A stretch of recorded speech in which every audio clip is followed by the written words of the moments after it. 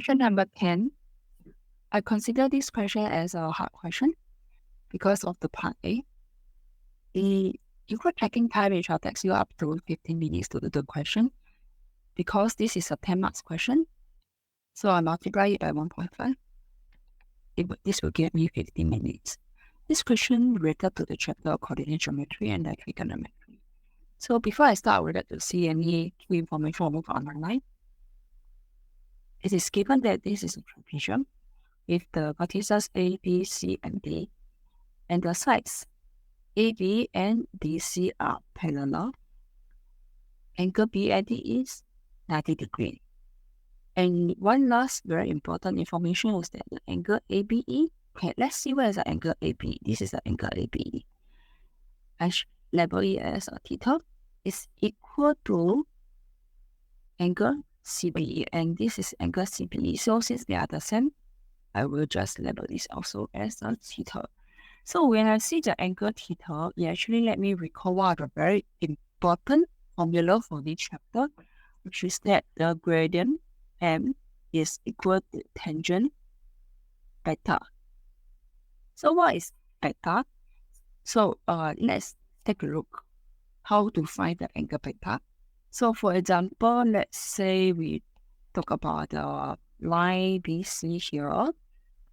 We have to then add a horizontal line here. And this is then the angle beta BC. If you talk about the line AB here, angle beta will be this angle. Okay, so that actually means that our gradient BC is equal to tangent. If I transform it into the theta, it will be actually 90 degrees minus theta. Am I right? Okay, so then it will actually let me recall one of the very important formula also, which is this one.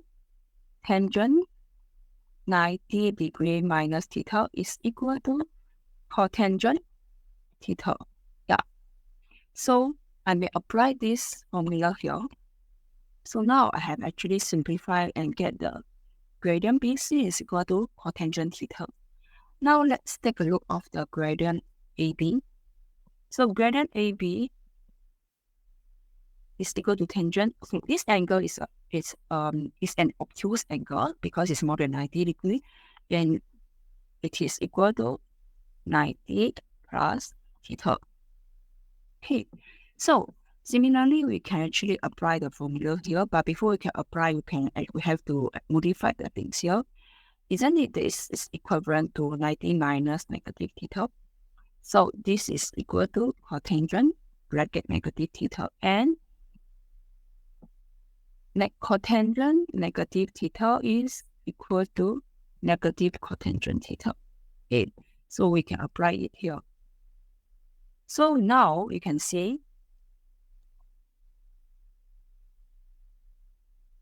gradient BC is actually equal to negative gradient AB.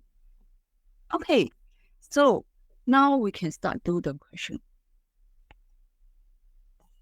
Part A.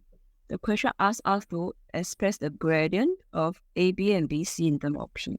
So the gradient AB is equal to, you can use the coordinates of these 2 points to do the question. So we get it that it is equal to P minus 10 divided by 0 minus negative 3. So if you simplify it, you can get P minus 10 over 3. So we get the first part. Now, next, to find the gradient CB, this is equal to, again, we can use the coordinates here to do. It is equal to P minus 6 divided by 0 minus 1. So you will get 6 minus P.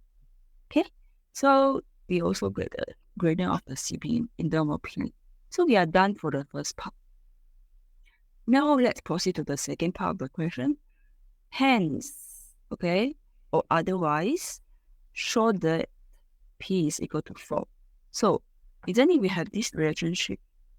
So meaning to say, since gradient BC is equal to negative gradient AB, we have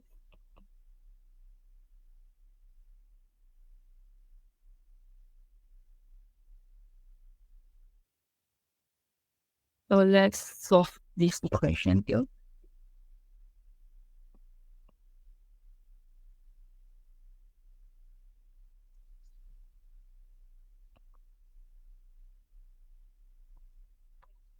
So we get negative 4p is equal to negative 28, so p equal to 4. Okay, so this is how we do our part A. Now let's do the part B. Part B asks us to show that the equation of line AD is this. So, okay, so what is line AD? Let's go back and see the question. Before I start, I would like to erase the things here, so easier for us to see. So the line AD, so this is the line AD, right? Okay, to form a linear equation, we need a point. And do we have a point? Yes, we have the point AD. We have a point A. And next, we need to find the gradient. So what we can utilize, isn't it this is 90 degrees? So we may actually use the formula of n1 times n2 equal to -1 if the line 1 and line 2 is perpendicular to each other. Yeah. So do we have a gradient of this? Yes, we have found the value of P. So we can find the gradient of AB, and then we can proceed to find the line AD here. So yeah. So before I continue, I may want to actually get my gradient of AB here. So gradient AB, so is equal to, just now we have found the P, right? So we may actually, sub the value of P into this one here. So it's -6/2. So it's -3. Yep. So we can apply this information as well as the point A is equal to -3 and here. So it can help us to find the line AD. Okay. So what you need to do is to gradient AB is equal to, so 4 minus, just now the information we had from earlier, it is 4 minus 10 divided by 3, so that's why it is equal to -2. So it actually means that the gradient AD is equal to -1 over, and so this is equal to -1 divided by -2, and we get the gradient of AD now. Also, we have a point A. So point A is equal to, just now we also have found earlier, it's actually -3 and 10. So we have these two information, it can help us to find the line AD. So we can apply the y2 minus y1 is equal to the gradient of x2 minus x1. So now we have y minus 10 is equal to the gradient bracket x minus -3. So we have the y is equal to half x plus 3/2 plus 10. So the y is equal to half x plus 93. Did we get the answer? Oh, yeah. So now this is showing A. Second, hence, find the coordinates of the point D.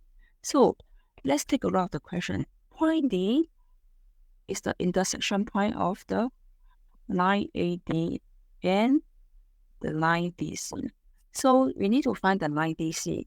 Again, isn't it the line DC is parallel to the line AB?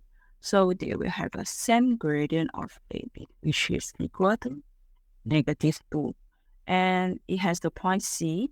So we can use the information here to find the line DC first.